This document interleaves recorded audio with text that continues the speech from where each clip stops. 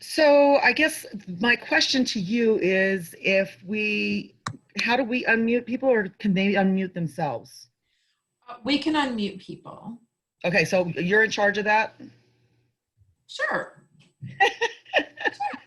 Because of course I don't know where that is. Yeah. Okay. We can do it, Spencer can also do it. Yeah, I was about to say, I'm happy to go through the chat and do that Great. at the moment. Okay. Yeah. Wonderful. So my name is Gia Irlando, and this is Unpacking Bias and Depolarizing Race and Class. I want to talk a little bit about the framing for where this came from and why we do it. And then I'm going to turn it over to Mira Weinstein, who is also one of the organizers for this. Unmuted for this one, okay? So you have to be quiet. We've got somebody that's not muted. And then we'll talk about the framing. We'll do introductions so that you know who we are and why we do this work. And then we'll talk about the agenda a little bit. And then the rest of it is going to be entirely interactive. So hang tight. We've got just some talking at you to do.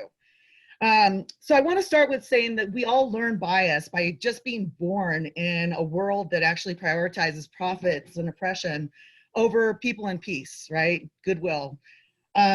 We can fight that oppression by unlearning bias that's impressed upon us by family from the very time that we actually, open our eyes. And, also our education, our society. And, more than anything, I think we have an obligation to understand how bias works and reject it intentionally with tools such as this, whether or not for our community or another community. And especially in this time, I think it's important for everybody to understand their implicit bias. In this session, we'll examine some of the learned biases we all bring to work, life, and relationships, and how these biases, left unchecked, can harm people, harm our organizations, and harm whole communities at a time. Often that harm takes the form of polarization, separating us from one another and encouraging more bias and less understanding between us. This workshop was originally designed for law enforcement officers who work with youth. As a community engagement professional for the Independent Civilian Oversight Agency, I designed this particular exercise for a curriculum developed by a greater community collaborative in order to have conversations about race, profiling, over-policing, class, and everything that goes with imperfect community policing. It's a way to actually be able to talk about race with no blame and no shame, and to build relationships with people that you don't necessarily understand. This exercise has been adapted to speak more effectively to activists and nonprofit leaders and organizers, and it's important to point out that it was intended for interactive face-to-face contact and small group work. And we're doing it in about half of the time that it usually takes to do this with this number of people. So you'll just have to be patient with us. And then I guess the last thing that I just want to say is this is not an end all. This is a starting point for us to kind of start unpacking how we look at our own biases, how we actually check people on their biases. Nobody is ever done unlearning bias. No matter how much you try, there's never enough, right? You can always find different ways to phrase things, different ways to think of things, different ways to look at people that are less biased. So, when you look at what we're doing, it might be something you've done before, and that's great. When you look at what we're doing, you might think that it's really basic. That's great. But just try and put yourself into it so we can all get something back out of it. I'm going to start with intros. I'll go ahead and keep talking for a second and then turn it over to Mira. As I told you, my name is Gia Irlando, and I'm doing consulting work now, but I'm the former Community Relations Ombudsman for Denver's Office of the Independent Monitor, which is an independent civilian oversight agency in Denver, Colorado. I'm originally from Denver, but I grew up in the Bay Area and then spent some time in Texas and New Mexico before I came back to Denver. And currently, I'm actually working on several different projects in both Colorado and in California. I am a board member of the National Association of Civilian Oversight of Law Enforcement. I am also on the state committee for the Colorado Working Families Party, which is a very progressive, endorsement body and campaign organization. And I actually have done many things around campaigns and organizing through labor unions and nonprofits for many, many, many years. The work that we're doing today is actually part of a program that we created called the Youth Outreach Program, Bridging the Gap, Kids and Cops.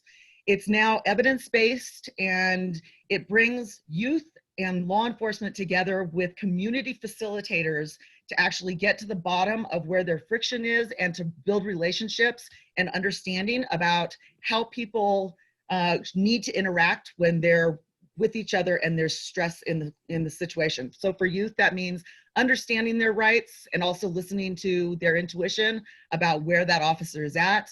For officers, it means a full day of, well, actually it's a lot more training than that, but they have to actually go through a full day of adolescent development and de-escalation. So it's very interactive. It's now evidence-based. We've been using it now for 6 years. And the exercise that we're doing now is just one small part of that curriculum. We'll put up our contact information if you want to know anything else about us. I'm happy to answer any questions later on. And I'm going to let Mira introduce herself. Hi, folks. My name is Mira Weinstein. I have a similar background to Gia's. I've worked on political and organizing campaigns for about 30 years. And I recently decided that what I really want to do, what I really think needs to happen in our world is that we need to build power. And so I started my own organizing and political strategy consulting firm called Organizing to Win. And I work with social justice organizations, labor organizations, and progressive candidates on building power. I think one thing I'd like to address is kind of the big question in the room that some people might have. And that question is, what is a middle-aged, middle-class, Gen X white person doing talking to us about racism and about bias? And I think that's a reasonable question. And so I want to share a little bit about how I came to this work. You know how there's one kid in every school or every class that nobody likes and everybody bullies? Well, that was me every day for 6 years. Until I went to 6th grade camp. So I went to school, grew up and went to school also in California for 3rd to 8th grade. And in California, especially before Prop 13, kids went to what was called 6th grade camp. And it was a week away from your school. It was during school. And so when I went to 6th grade camp, I somehow miraculously, I don't know how it happened, but I got assigned to a cabin with girls who were not from my school. And they were actually nice. And so I started to feel, started to connect with these girls, and I started thinking about, what was it about my school? Was I the one that everybody picked on because I was one of 2 Jewish kids in the school? Or was it because maybe I'm a girl who has opinions? Or maybe I was just the new kid, I don't know. But I started to kind of connect with these other girls because they were facing the same thing. And it wasn't because they were the Jewish kid or because they were the girl who spoke up, but because they were all Latina. And I started to feel like, or I started to realize that, you know what? There are other kids in the world who get treated badly or who face obstacles. And I say obstacles in air quotes, just for being who they are. And I started to feel like, wow, maybe I have more in common with these girls than I do with anybody else. And look, I wouldn't equate the 600 years of oppression that those girls brought with them with the 6 years of bullying that I faced. But I just started to feel an affinity with people who maybe were facing some of the same stuff that I was. And so that's kind of how I started to think about the world, started to think about my place in it. To kind of level set and make sure we're all on the same page here, I think Gia is going to go over some norms and how a little bit more about how we're going to work the next 45 minutes or so. Absolutely, and we're already running behind, so I'm going to kind of run through this quickly. So I don't really like the term norms. These are kind of asks for participation. I do want to make sure that everybody understands that, you know, that during race and class conversations that triggers can be present in the content of everything. So that's the first one. If everybody could just be present and participate as much as possible, please let the exercise, no matter how difficult, play out. Please assume good intentions. You know, we're all learners and we're all also teachers. So if we're really going to get into the meat of some of this stuff, we really need to actually, you know, be vulnerable, be honest, not overthink anything, but really, you know, start working on ourselves and not try and work on others. The more honest and the more vulnerable each of you can be, the more we can all learn and have real and impactful conversations and walk away with some knowledge for our organizations and our relationships. Mira, you want to do the agenda review? Sure.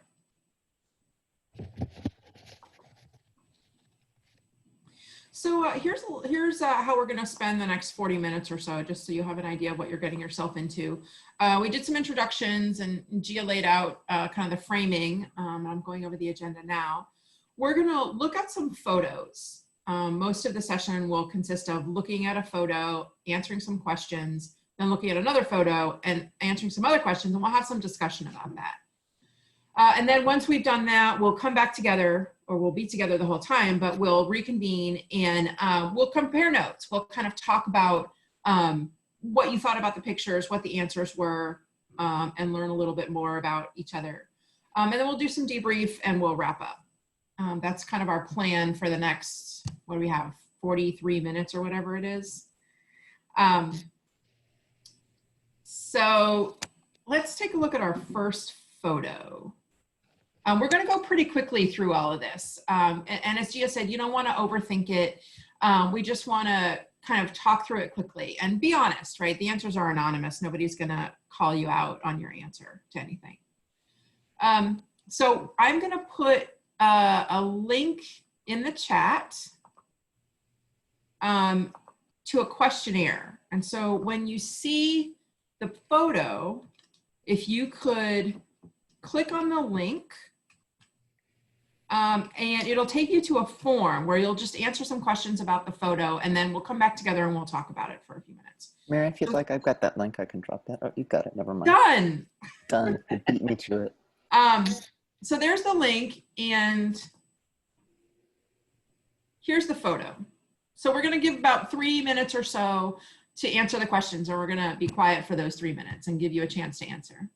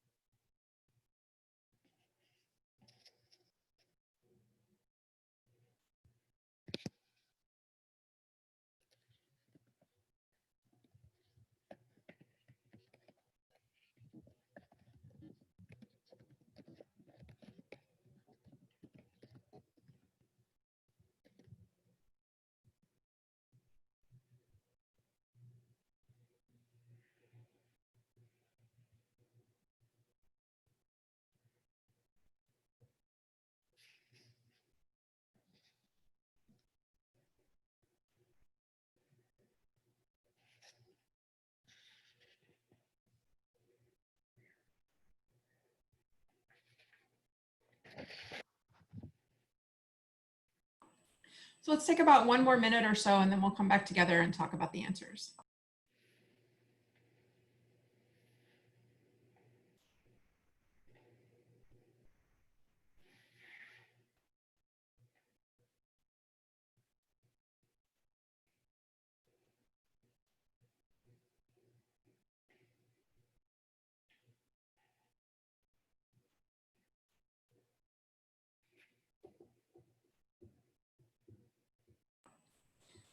Okay, I'm going to start to load up the results on the survey. Gia, if you want to take it over from here. Absolutely. So I just want to go back. I know Renee actually threw up there that it's not possible to be able to answer some of these questions. And the fact of the matter is that we do it all the time. We do it when we're, you know, on public transportation. We do it in the grocery store. We do it almost constantly. It may not feel okay to do it, but you actually do it regularly. And some of it is good, right? Because you're in protective mode and somebody's looking crazy at your kid and you want to make sure that your kid is protected, right? Or you're on a street late at night and there's a man walking down the other side of the street and, you know, that doesn't feel right to you, right? So I'm not suggesting that we all actually come out and, you know, be any kind of okay bias. I'm just saying that in certain situations, we are all biased all of the time. So I want to make sure that we're clear about that. The reason why we actually came up with this exercise in the first place as part of a larger curriculum was so that people could actually talk about this stuff very quickly and acknowledge that they have some bias. And then we could talk about why and how to actually get over the stuff that's not so good for any of us, right? So I know it feels ucky to some of you, and please just hang in there and answer the questions. They are all anonymous. All righty, so talk to me about why you chose one name over another. Anybody? I think I chose Eric because I know somebody who looks a lot like this gentleman whose name is Eric. Okay, that's great. So reflecting back on an experience you already had to be able to do this. Can you talk about, can somebody else talk about why they thought this person was the age that they are? And Mira, can you scroll down?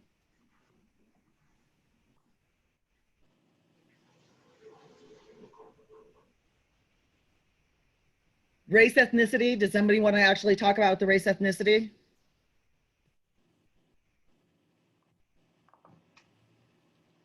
This is pretty interesting.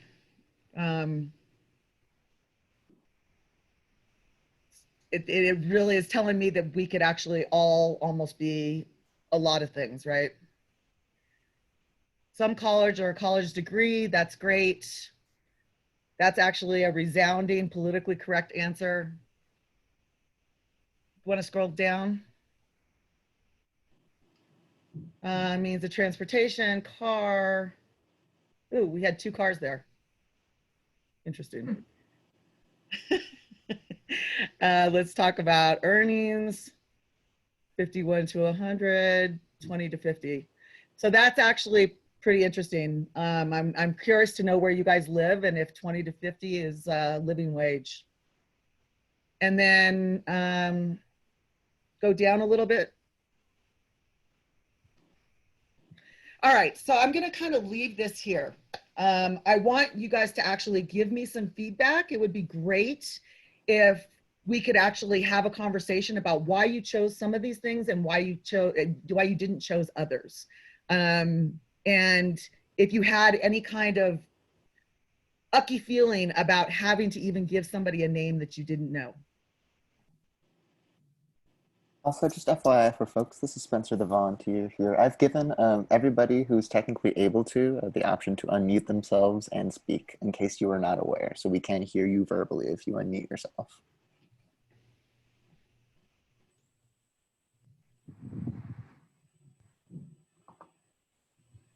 I felt kind of, I kind of felt kind of weird there weren't like don't know options for a lot of the questions. So Did you feel like the options that were there didn't touch on what, so was it a question of you not wanting to commit, or you not feeling like the answers were correct? I mean, I just think it's like the correct answer for a lot of these questions, right? Like it's just a photo of some dude standing around. So I'm like, how do you know how many kids they have? And like, I mean, like I kind of understand like we have like answers that our minds jump to, but then like if you think about it for a second, it's like, well, how do you know? Mm-hmm. Right. Okay. One Not thing wanting that to judge. I'm hearing not wanting to judge. Is that reasonable? Yeah, I guess so. Like it's just Okay. not a lot of like data or information to go off of, I guess. Absolutely. Yeah, one thing that I was experiencing as I was looking at this was really like finding myself really studying the photo and wondering if there were hints that the creators of this had inserted into the photo to have kind of correct answers. So I was looking to see like, is he holding a pair of or like, is he holding car keys, or is there like, you know, like kids running around in the background. And so I'd be curious, just from your experience on doing things like this, if there is a version of this training where there is something where there's, oh, actually, if we look past what a person kind of initially looks like to us, are there things that we could actually observe about people to kind of understand where they're coming from? And well, so I think that you're getting to the bottom of where I'm trying to get to, right? So I think, you know, when we asked you to just answer the questions very quickly and not to overthink, it's super important that we actually are able to realize that when we're by ourselves or with our, you know, our family or with our friends, that it's super easy to actually make these judgments, right? Sitting in a coffee shop, you know, getting in your car in a parking lot, in a, you know, parking garage where nobody's around, and then you hear a noise, right? Like all of the protective factors that you actually do have bias around to protect yourself and to protect others, you don't actually want to do during this exercise, right? So when we do this with youth, and especially teenage youth, they're actually brutally honest about what they think of these pictures. You know, they've got an aunt or an uncle, they've got a dad or a neighbor, and they actually they're willing to commit to what this person does, what kind of vehicle or what kind of transportation they have, the fact that they think that they're this age, the tattoos usually say something to them. So there's a lot that you can kind of unpack about why you do it there and you can't do it here. And then there's the piece of it that feels ucky about unpacking it here, even though it's totally anonymous. Does that make sense? yeah, I was certainly feeling that, Yeah. that tension. Okay, so we actually, you know, a little bit anticipated that this is going to be problematic to do online. Usually there's a couple of people in the crowd, and people can actually, when they're working in small groups, they're talking it out and they're bringing up interesting comments that they're getting from their, you know, their small group peers. So I'm just going to go ahead and show you another photo. We're going to do the same thing over again, and I would love it if you could really lean in, do it very quickly, know that it's anonymous, and let's have a conversation about how we actually do this when we're sitting on a bus, right?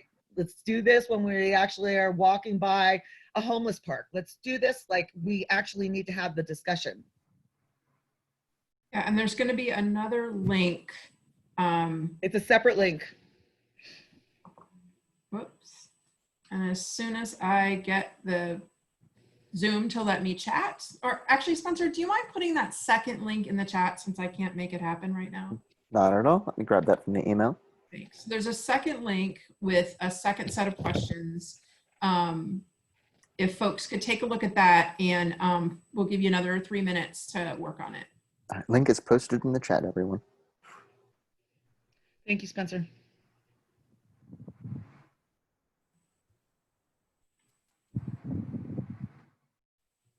Are we meant to be seeing the photo of this person at this point? Yes, are you not seeing it? Nope. Currently, I'm seeing your lovely face. Oh, that's a bummer. That's probably because I'm not sharing screen. I mean, it's, no complaints under normal circumstances, but for the exercise. Please hold.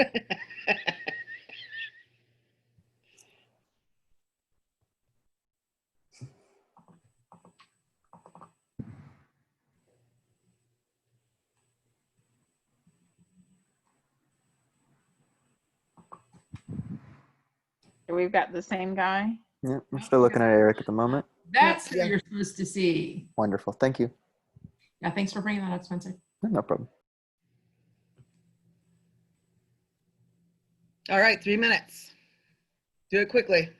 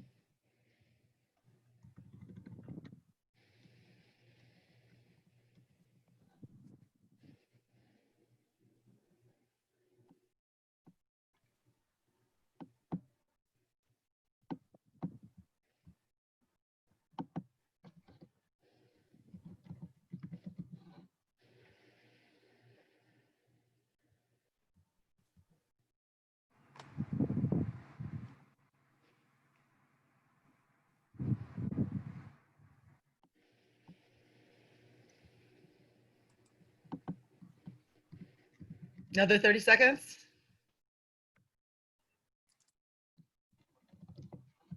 You're muted, Mira.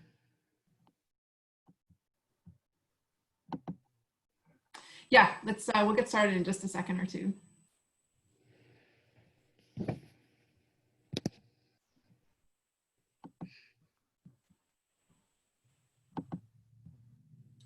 All right, so let's go. I'm going to go to the answers. Let's see what we got.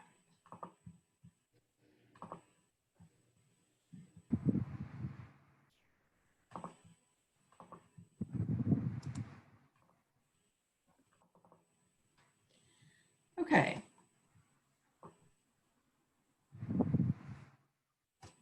All right, so let's take a quick scan on the responses, and we'll talk about more of them.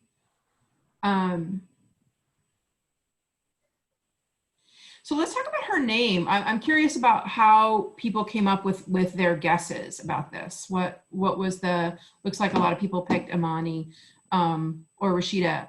What was what was your thinking? How are you making that guess? Based on her clothing. Okay.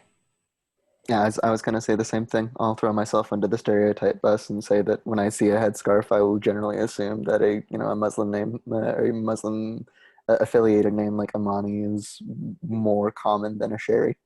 Okay, fair enough. Oh, whoops. Sorry about that.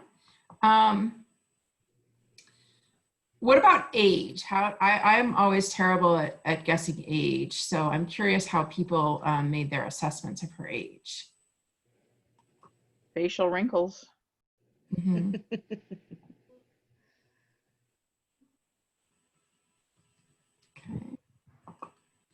Okay. What about her? I'm curious about this. What about her level of education? How did people assess that, or what were the conclusions you came to?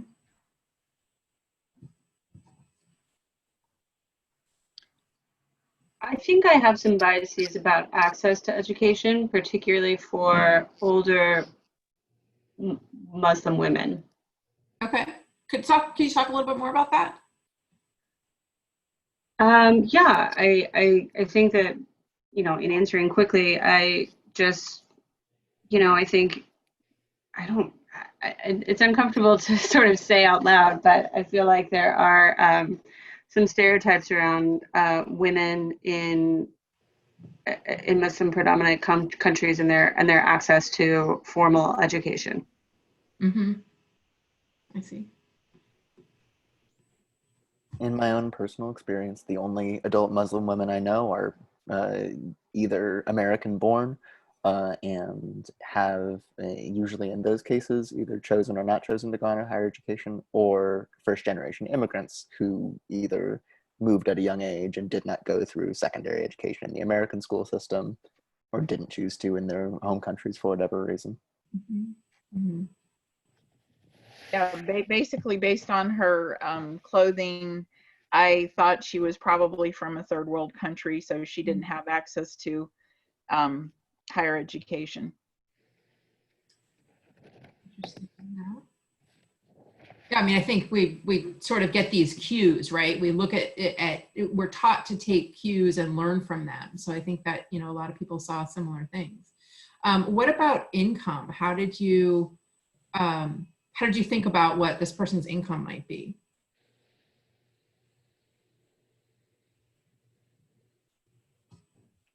Well, maybe she doesn't have education. College education. Mm-hmm. Sure, reasonably. Yeah, and this one was hard. I feel like the open-ended ones are always hard. I want to take a look at what folks thought she might do for a living. I love that someone said mother as a career. Very important, as an aside. That's quite a wide range. What were some of the thoughts that you all had when you were, if anybody could speak up about how you came up with these possibilities? Mira, can you scroll down too? Yeah. On the side? Yeah. Editorial, that's interesting. I think I answered, and I'll be frank about my answer. I answered small business owner because in my work and my experiences, a lot of, and I guess there was an assumption there that this person is an immigrant, and there seems to be a preponderance of small business owners who I have worked with who are immigrants. Mm-hmm. Yeah. Any other thoughts? Were there questions? Which of these questions were particularly thought-provoking or difficult to answer, or made you feel uncomfortable answering?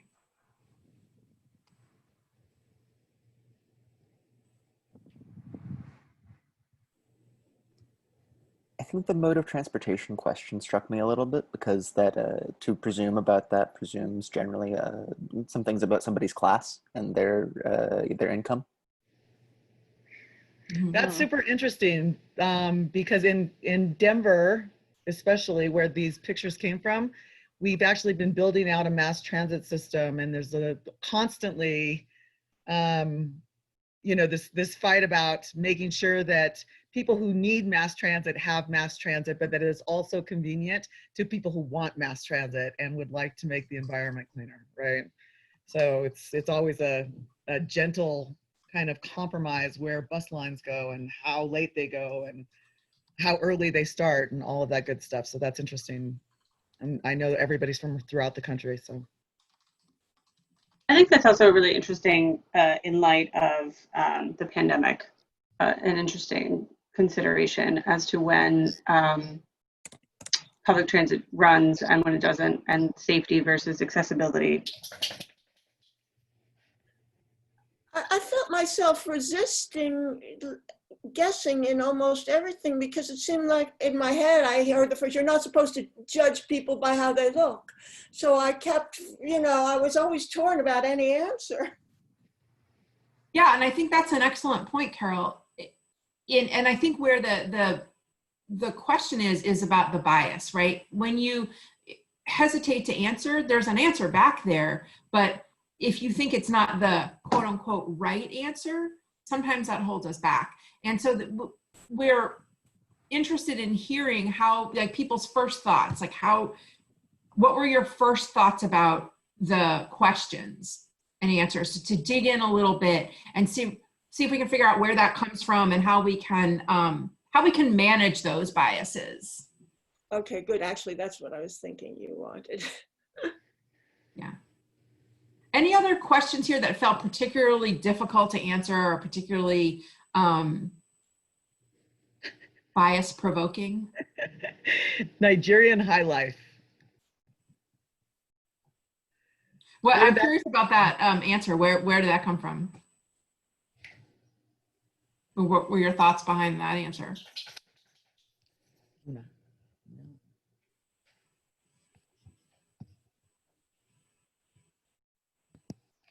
I'm going to be right back. I have dogs that are making a lot of noise in my living room. So Megan, I saw your quote, your comment in the chat. How do you mean? Just specifically with the question around what music does this person listen to? I have to be honest, I put this person in an age range of about 65, and outside of my mother, I have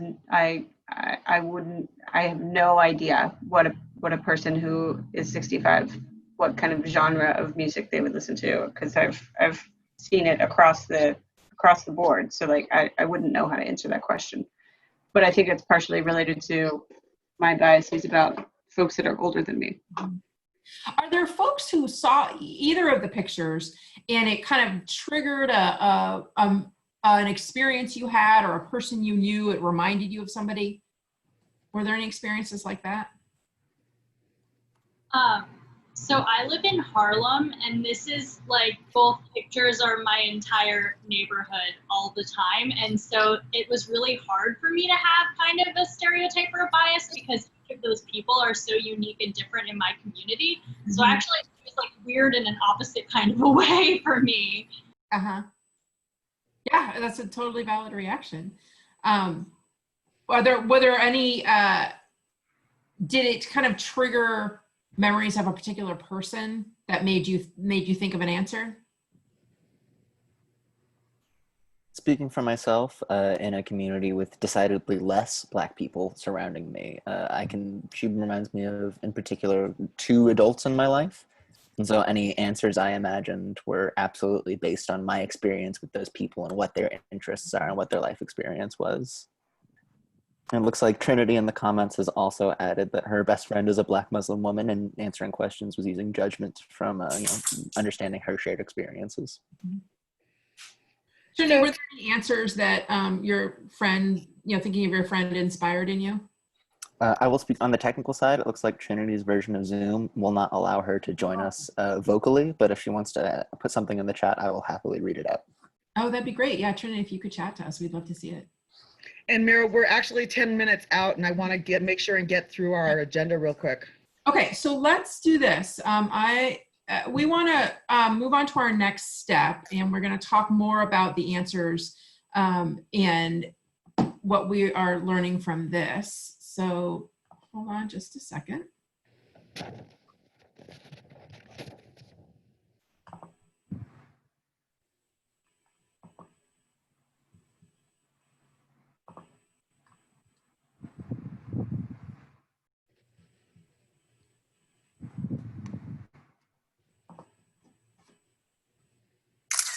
All right. Woohoo! All right. So now let's start the real conversation about income, about profession, about education. You look at these and you actually think different about some of the answers that you gave when you saw them in the other clothing or with other facial expressions? Definitely. Yes. Talk to me about that. Well, I mean, you know, like the woman looked like she was from another country with, you know, the original clothing, and, you know, with this clothing, she looks, you know, much more American and much more professional too. Okay.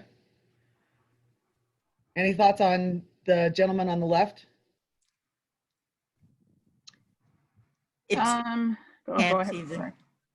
it's different when you can't see the tattoos. Interesting. Anybody else want to chime in? Talk to me about how they feel now that they're looking at these people in a different light.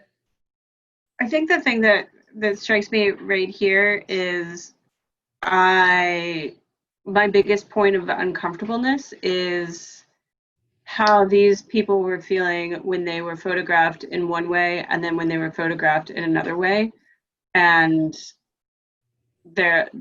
probably the direction around the changes in facial expression and things like that. So like that actually is the thing that I'm thinking the most about, and it's making me uncomfortable. So Yeah, how many, I also, go ahead.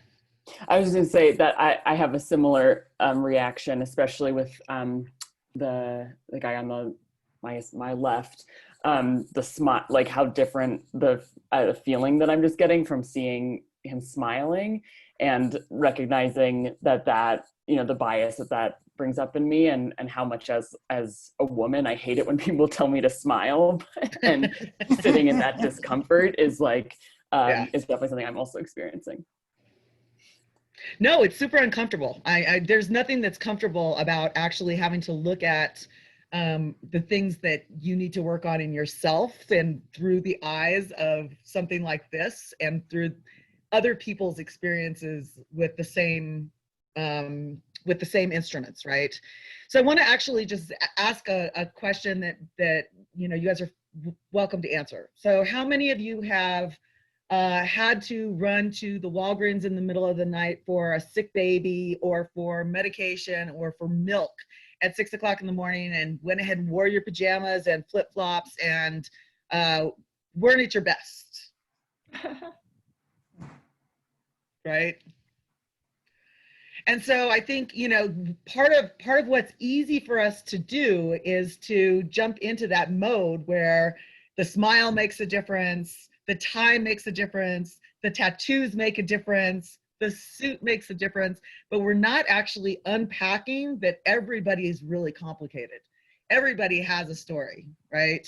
Everybody kind of deserves that initial ability to be who they are without us actually throwing any judgment on there. And in the name of time, I want to keep talking, but in the name of time, I do want Mira to go ahead and give you these people's bios. I will tell you, these people live in Denver. They volunteered to actually do this work with us. They're good friends. Sherry, that is the woman, and that nobody got her name correct, is a grandmother, and we actually had her granddaughter go through this exercise and say, "That's my grandma." So go ahead, Mira, if you want to actually talk about these guys real quickly.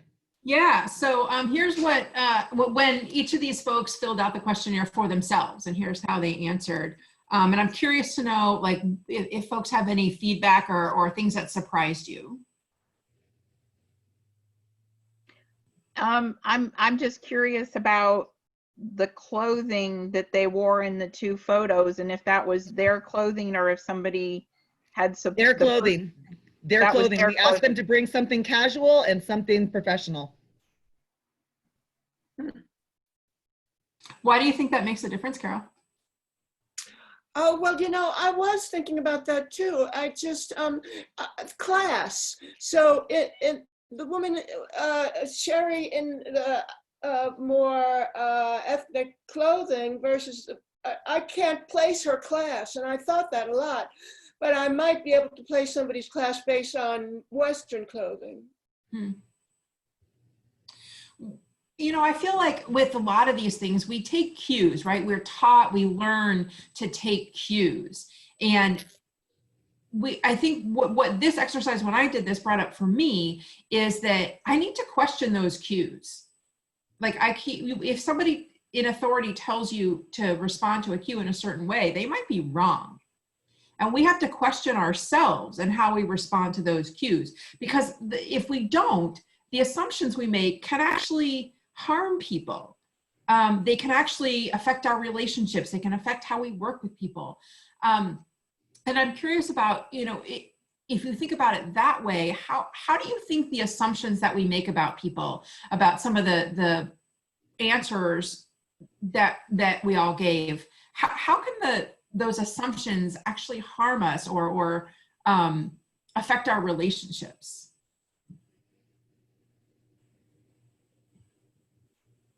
Or be problematic in any way? Can I ask that question in another way, Mira? Since Yeah, nobody's raising their hand. I think what we're trying to get at is, you know, we're all in different positions of some kind of power over making decisions around people's lives, right? Whether you are in social work, whether you work for a nonprofit that gives out community building grants, whether you are a teacher, whether you are a parole officer, whether you are any other kind of professional, lawyer, doctor, anything, you actually occasionally make decisions about other people's lives. And when we do that as professionals, and we're holding bias when we do that, what does that harm look like, right? What does harm look like when you're a teacher and, you know, you're referring kids to the principal's office disproportionately? What does it look like when you're doing ageism or even, you know, assuming somebody's religion based on their clothes, assuming somebody's income or anyway, so I'm not trying to nail you down, and you don't have to speak up because you obviously didn't feel comfortable speaking up around it. But the whole point of this is to make people really think through the decisions that we make on behalf of other people or that affect other people's lives.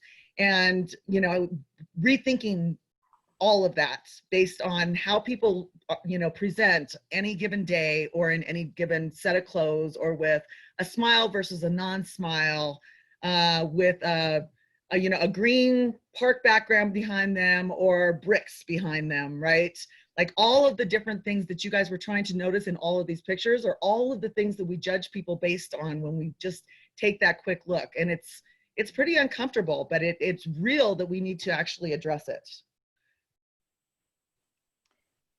I was just going to say that I think that it seems like underlying some of what you're saying is sort of an assumption that we would judge one thing to be better than another, which I don't think is necessarily true. It's like, you know, that we would think that maybe that, you know, having more education is, you know, like a college degree is better than just graduating high school, or, well, you know, more actually, money is better than less money.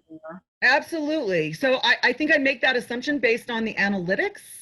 And if you look at the analytics, the pictures show that they made less money, that they had less education, and that the type of jobs that they had were less than what they actually had when they were in the other clothing.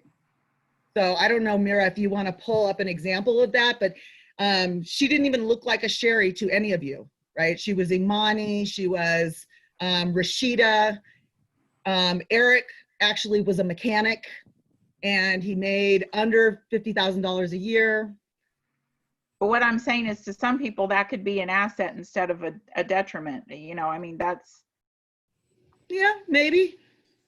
Can I follow up on that a little bit, Chantal, for a minute? Sure. I think I understand what you're saying, in that we're making a judgment about how much money somebody makes. That making $150,000 a year makes you a better person than making 50, and that's a judgment that we make. Am I understanding your comment correctly? Yes, correct. So, and I'm glad you brought that up, because for me, I absolutely hear what you're saying.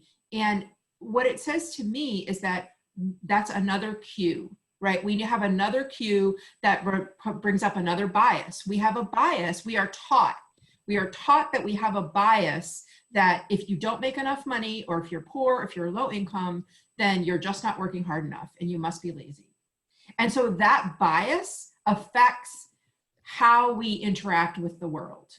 If we think so, because we learn, and many of us have a hard time unlearning that, that bias against, for example, low income people, it affects how we interact with people who are low income or people we think are low income.